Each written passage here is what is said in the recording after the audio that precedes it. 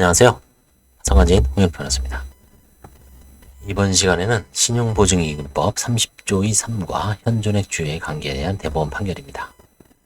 신용보증이익법 30조의 3, 이제 주채무자가 이제 줄어들면 보증채무도 줄어든다 이런 거예요. 그다음에 채무자회생법상 현존액주의의 관계가 어떤지 그거에 대한 판결입니다. 한번 구체적으로 들어가 보면 이해가 되실 겁니다.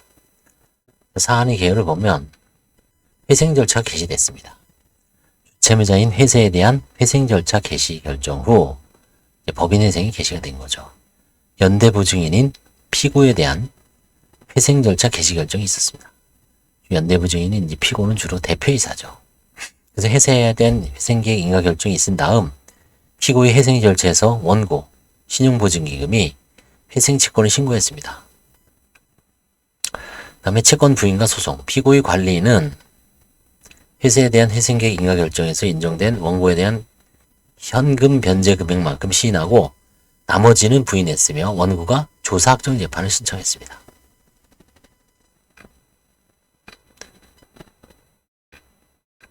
법원의 판단은 원심 판단, 연대보증인인 피고에 대한 대표이사 개인에 대한 회생 절차가 개시된 후 피고가 대표자인 중소기업의 주채무자가 감면되었더라도 원고는 감면된 연대보증액 채권액을 기준으로 권리를 행사할 수 있다고 판단했습니다. 여기서 원고는 이제 신보죠. 신보가 법인회생에서 예를 들어서 채무가 1억이었는데 5천만 원으로 감액이 됐다. 그러면 원래 피고에 대한 연대보증 채무에서는 1억을 기준으로 이제 현존액주의에 1억을 다시 신고할 수 있는데 피고는 5천만 원으로 줄어든 걸로 이제 해야 된다라고 주장을 했겠죠. 원심 판단에서는 원고는 감면된 연대보증 채권을 기준으로 권리를 행수할 수 있다고 판단했습니다. 대법원 판단은 원심 판단을 지지하며 상고를 기각했습니다. 중소기업에 대한 회생계획 인가 결정으로 신용보증금에 대한 주채무자가 감면되면 그러니까 법인에 대한 주채무자가 1억에서 5천만 원으로 감면되면 신용보증기금법 30조의 3에 따라 연대보증 채무도 동일한 비율로 감면된다고 판시했습니다. 피고 대표이사 개인에 대한 채무도 5천만 원으로 감면됩니다.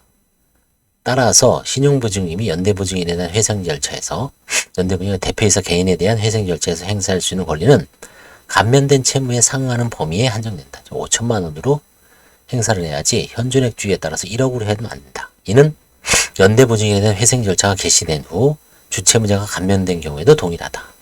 반대의 경우에도 동일하다고 판시를 했습니다.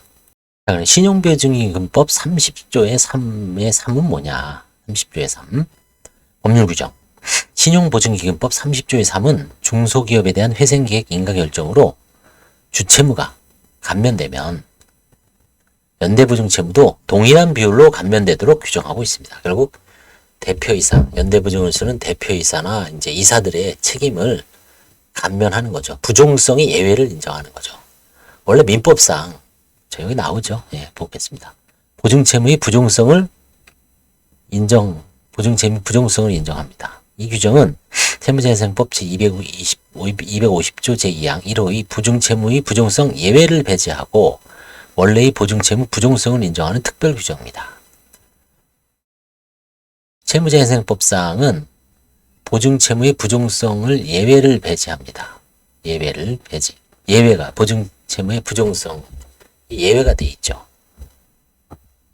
그래서 원래의 보증채무 부종성을 인정하는 특별 규정입니다. 보증채무의 부종성이라는 것은 주채무를 따라간다는 얘기죠. 주채무를 연대보증인을 보호를 위한 보호입니다. 중소기업의 연대보증인을 보호하기 위한 입법 취지를 가지고 있으며 유사한 규정이 기술보증기금법, 중소기업 진흥에 관한 법률에도 존재한다. 공공 신용보증기관이 3군데에 다 적용됩니다. 결국은 주채무, 법인에 대한 채무가 감면되면 부종성으로 인해서 연대보증인에 대한 채무도 감면된다. 이게 이제 부종성이죠. 부종성. 자, 그 다음에 이제 현존액주의는 뭐냐? 개념 정의. 이건 이제 채무자회생법, 법인회생에서 특히 문제가 되는 겁니다. 개인 파산이나 이런 데서도 간혹 문제되는데 원칙적으로 이제 도산법의 개념입니다. 개념정의. 현존액주의란 회생 절차에서 채권자의 회생 채권액이 회생 절차 개시 당시를 기준으로 고정되는 원칙입니다. 파산도 마찬가지죠. 법적 근거 채무재생법 126조 제1항 제2항에 규정되어 있으며 회생 절차의 안정성을 보장하기 위한 제도입니다. 적용 효과 회생 절차 개시 이후 다른 전부 의무자가 채무를 변제하더라도 채권 전액이 소멸한 경우를 제외하고는 회생 채권에게 영향을 주지 않습니다. 예를 들어서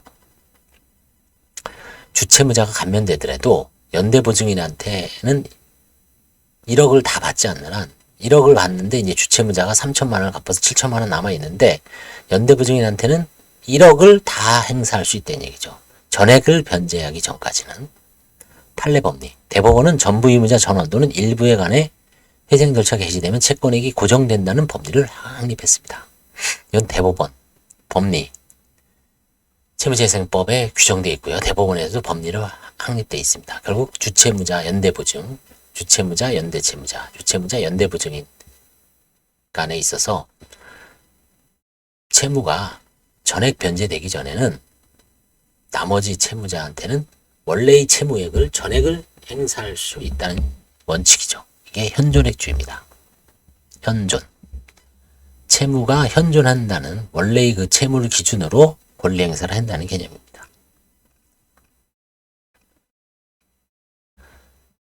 자, 근데 이제 법리적 충돌이 생기죠. 왜냐하면 현존액주의에 따르면 연대보증인에 대한 회생절차 개시 후 주채무 감면은 회생 채권에게 영향을 주지 않아야 합니다. 근데 30조의 3에 의하면 주채무자가 감면되면 연대채무자에 대해서 감면된 대로 권리 행사를 한다는 얘기죠. 현존액주의가 변경이 되죠. 법원의 해석은 대법원은 신용보증기금법의 입법 취지를 우선시하여 현존액주의보다는 신용보증기금법 30조의 3을 우선 적용했습니다. 이건 아무래도 이제 뭐 국회에서 입법, 그 다음에 신법 우선주의죠. 채무재생법은 예전에 성립되어 있고 이 신용보증기금법 30조의 3은 주채무자 법인 회생, 법인 대출에 있어서 법인에 대한 대출 시 주채무자, 연대보증인이 이제 대표이사가 이제 주로 연대보증을 쓰는데 기업에서 이제 감면된 만큼 연대보증인도 회생이나 파산해서 감면된 대로 행사를 해라. 줄어든 만큼 줄여줘라. 이게 특별법이죠. 그 다음에 신법입니다. 신법 우선주의죠. 법원에서는 신용보증법 30조의 3은 채무재생법 126조의 현존액주의에 앞서 적용되는 특칙으로 해석되었다. 30조의 3이 특칙이다. 현존액주의보다 앞선다. 판결이 법적 명확성을 제공했습니다. 특별법과 일반법의 관계죠. 그렇죠? 현존액주의는 도산에서의 일반법이랍니다. 도산 채무자회생법을 일반법으로 보고 중소기업 기술신용보증기금법, 중소기업진흥법, 그 다음에 이 신용보증기금법의 30조의 3 같이 이게 더 특별 규정으로 보는 거죠. 그 다음에 중소기업 연대보증인을 보호하죠. 중소기업과 연대보증인이 경제적 회생을 지원하기 위해서 법인 회생에서 법인 채무가 감면되면 연대보증인 채무도 감면 따라가라고 대로 부종성을 원칙이다. 결국은 연대보증인이 경제적 회생을 우선시하는 거죠. 그 다음에 법리적 충돌을 해소했습니다. 현존액주의와 부종성 원칙 간의 충돌이 해결됐습니다. 현존액주의는 권리가 다 소멸되기 전까지는 전액을 계속 행사하는 거고, 이 중소기업 신용보증기금법 30조의 3은 주채무자가 변경되면 부종성에 따라서 연대보증인에 대해서도 줄여줘라. 줄여준 권리를 내로 행사해라. 이런 거죠. 서로 모순되죠. 그렇지만 이 신용보증기금법 30조의 3을 우선시하라는 얘기입니다. 이 판결은 신용보증기금법 30조의 3과 채무재생법상 현존액주의 간의 관계를 명확히 함으로써 법적 안정성을 제공했습니다. 중소기업과 그 연대보증인이 경제적 회생을 지원하는 입법 취지를 존중하고 보증채무의 부정성과 현존액주의 간의 법리적 충돌을 해소했다는 점에서 중요한 의의가 있습니다. 실무적 시사점은 연대보증인 권리를 보호했죠. 다시 한번 반복하지만 중소기업의 연대보증인은 주체무자의 회생계획에 따른 채무감면 혜택을 동일하게 받을 수 있다. 이는 연대보증인이 경제적 재기를 지원하는 중요한 법적 조우장치입니다. 그 다음에 이제 채권자의 권리 행사를 제한합니다. 신용보증기금 등 채권자는 주채무가 감면된 경우 연대보증인에 대한 회생 절차에서 감면된 채무액에 상응하는 범위로서만 권리를 행사할 수 있습니다. 이는 채권 회수 전략 수립 시 고려해야 할 중요한 요소입니다. 그 다음에 회생 절차 실무 영향입니다. 회생 절차 실무에서 채권 신고 및 조사 과정에서 주채무자와 연대보증인의 회생 절차 개시 시점과 주채무 감면 시점을 면밀히 검토해야 합니다. 이는 채권의 확정에 직접적인 영향을 미치는 중요한 요소입니다. 그래서 법인 회생과 법인의 대표자가 이제 회생 들어가는 거하고 이제 시점이 다르면은 감면 시점을 주로 이제 법인에 대한 회생을 하고 법인에 대해서 감면을 받은 다음에 이제 주채무자에 대한 개인 혹은 일반 회생이 들어가겠죠. 또 뭐 이거를 그 한글 파일로 공부할 때는 좀 잘 이해가 안 되는데 감마로 이제 이렇게 전환을 해서 공부를 하니까 훨씬 이해가 되네요. 제가 한번 실험을 해볼게요.